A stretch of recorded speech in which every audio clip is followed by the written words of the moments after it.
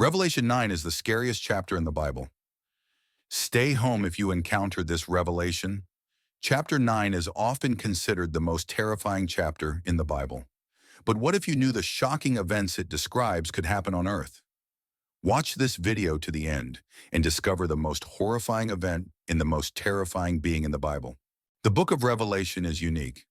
While the Old Testament has 15 prophetic books, the New Testament has just one, Revelation. Written by the Apostle John while he was in Ephesus, it was composed at the end of the first century when Christians faced severe persecution. The Roman emperor required everyone to declare Caesar is Lord or face death. Christians, however, could only say Jesus is Lord, even at the cost of their lives. This book was written for those willing to die for their faith. Revelation is the ultimate guide for believers in the end times, showing us the return of Jesus Christ. It's not just a book of prophecy, it's a call to stand firm in faith no matter the cost. Its symbols and visions can be difficult to understand, but they aren't meant to confuse us. They reveal the unfolding of God's ultimate plan for the world. The 7 trumpets, for example, announce terrible disasters. When the first trumpet sounds, hail and fire mixed with blood will rain down, destroying a third of the earth's trees and burning all the grass. It's a terrifying scene, reminiscent of the plagues of Egypt. But this is just the beginning. Each trumpet marks a step closer to the return of Christ. Are you ready for what comes next? The judgment of the third trumpet brings disaster not to the seas, but to the world's freshwater lakes and rivers, turning them into something unrecognizable. But the horrors don't end there. The fourth trumpet strikes the sky itself. A third of the sun, moon, and stars darkened, plunging the earth into an unnatural, eerie gloom. After this, a warning comes from an eagle flying across the heavens, crying out, "Woe, woe, woe!" A chilling omen for what's yet to come. The worst is still ahead. The 5th, 6th, and 7th trumpets are known as the 3 woes, and they unleash horrors beyond imagination. When the 5th angel sounds his trumpet, John sees a star fall from heaven to earth, given the key to the abyss. This star is no ordinary celestial body. It's a fallen being, and its identity is hotly debated. Some think it's Nero, a fallen angel, or even Satan himself. But what's crucial is that this being opens the abyss, unleashing unimaginable torment. The demons released from this pit are unlike anything we've seen.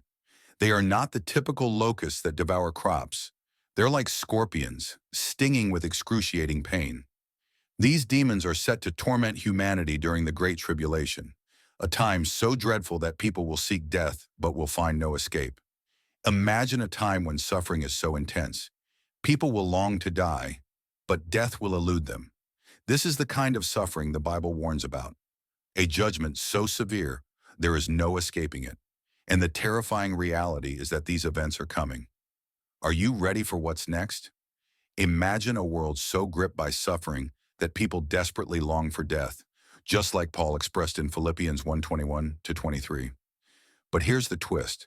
Those who yearn for death won't find it. Why?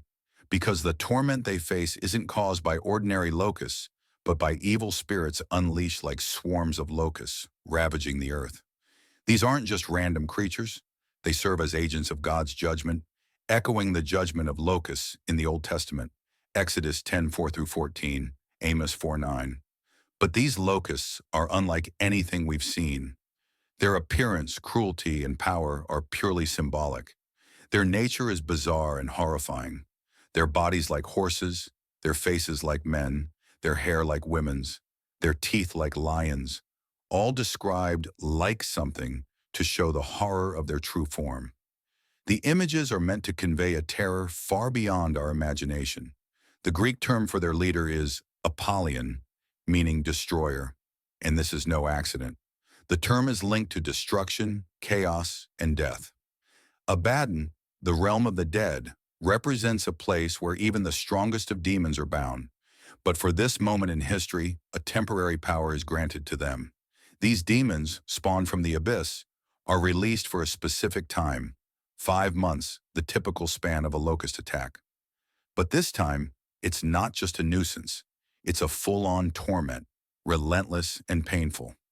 The agony they inflict is so excruciating, it's likened to poison, a taste of hell itself. And here's the kicker. Though these demons are terrifying, they're not unstoppable.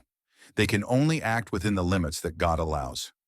Remember, Satan, though evil and powerful, is not all-powerful. God, not Satan, is the ultimate authority in this judgment. This is part of his just plan, even if it's beyond our comprehension. This destruction is part of a divine reckoning, an unforgettable day, a battle cry echoing through history, and it's all set to unfold near the Euphrates River, a symbol of both life and boundaries. Why this river? Because it marks the place where civilizations were born, and now it's poised to witness an apocalyptic reckoning. Can you feel the weight of what's coming?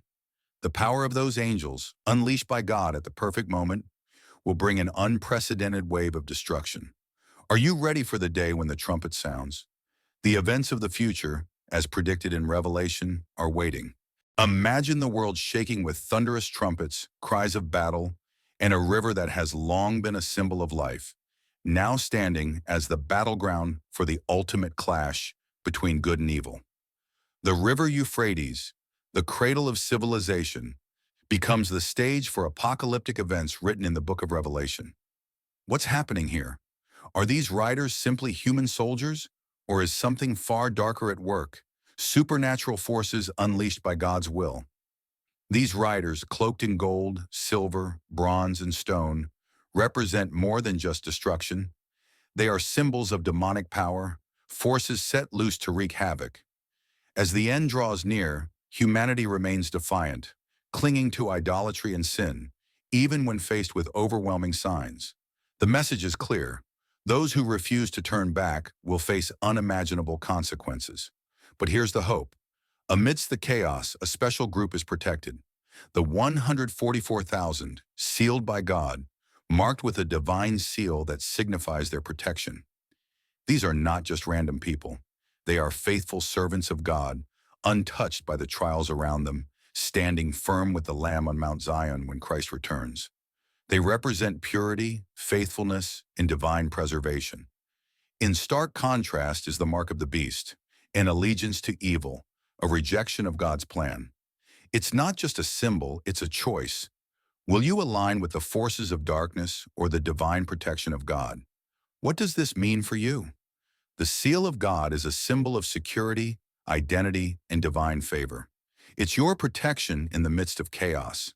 But the mark of the beast represents a choice, a decision to align with the world's forces. The time to choose is now. Will you accept God's seal, or will you follow the path of destruction? The fate of the 144,000 shows that God's protection is real, and his sovereignty will triumph. What will your decision be? The choice is yours.